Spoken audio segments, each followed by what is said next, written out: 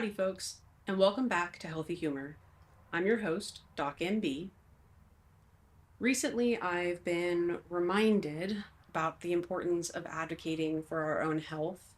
I've had some friends going through some things. I've been thinking about my own healthcare and experience with healthcare and thinking about, how we can advocate for ourselves. So I decided to share some of my favorite tips and tricks with all of you. So, first and foremost, you have to prioritize your health. I know that kind of seems a little intuitive, but obviously you cannot go out and advocate for yourself if you're not already prioritizing your own health. Um, and this might look like just actually being aware of your health and taking care of yourself and understanding what you need to do. It might look like, listening and watching this podcast, but it could also look like actually booking that appointment. You know, we talk all the time about, oh man, like I really should book that appointment. Or, you ask one of your friends when the last time that they went to the eye doctor was, and they tell you, oh, I've been meaning to book an appointment. Or, hey, did you ever get that mole looked at? And it's like, I've been meaning to do that. There's a lot of good meaning in health and especially our personal health. But if we aren't out there being, uh, prioritizing our health, obviously we're not going to be making those appointments and actually going to the doctor.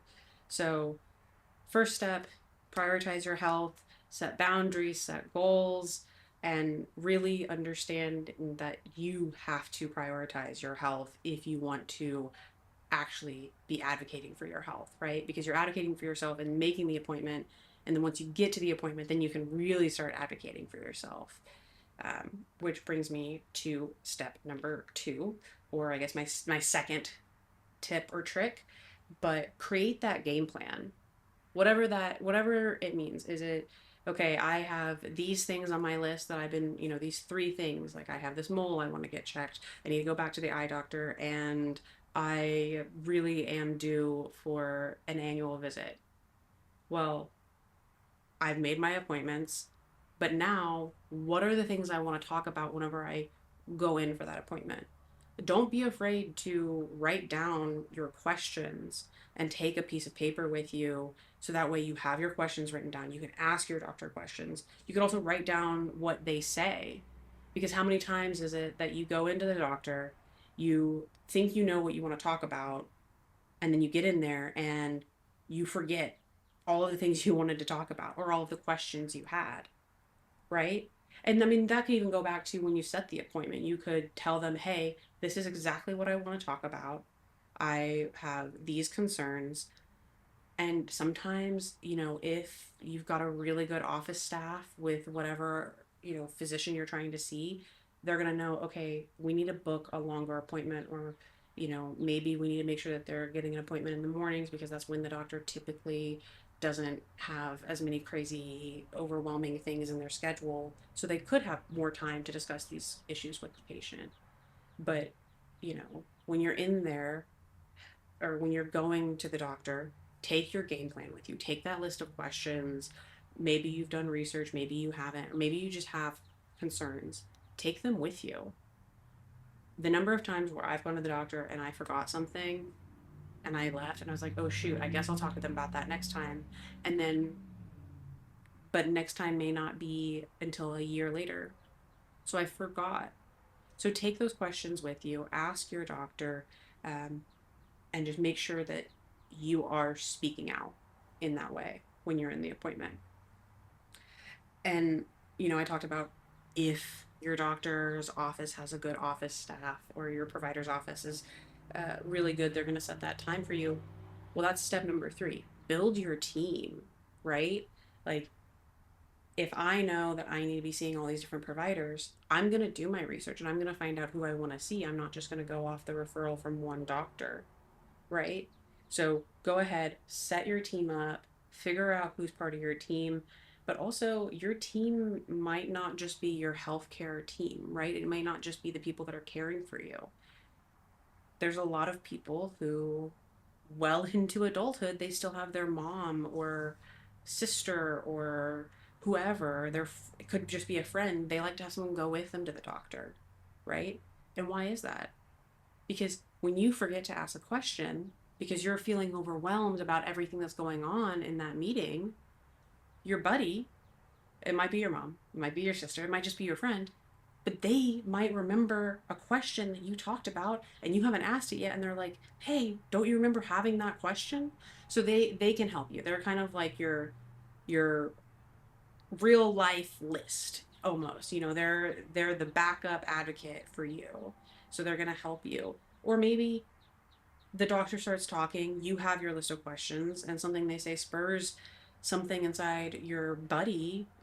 Again, could be a relative or it could just be a friend, but it might spur something in them to think, oh, wait a minute, they just said this. Now I have this question. And on your behalf, they might ask a question. And it's your right if you want to bring someone with you to your doctor's appointment, so do it. I mean, your doctor's not gonna stop you from bringing someone in to help make sure that you're getting all of your questions answered. So have your team, whether it's your healthcare team or it's your buddy that you take with you to your doctor's appointment, uh, just have that team identified and know that you can call on them when you need them. And then my fourth trick is be your own cheerleader, right? Like you're already trying to advocate for yourself, but be your own cheerleader, right? Prioritize your questions. Even if your doctor wants to talk about health screenings for other things, whatever, or maybe they seem like they're in a rush, stop them. Tell them, hey, I'm here. I booked this appointment. I want to talk about these issues and I have these concerns. And if you don't feel like they're really answering your concerns, don't be afraid to go get a second opinion.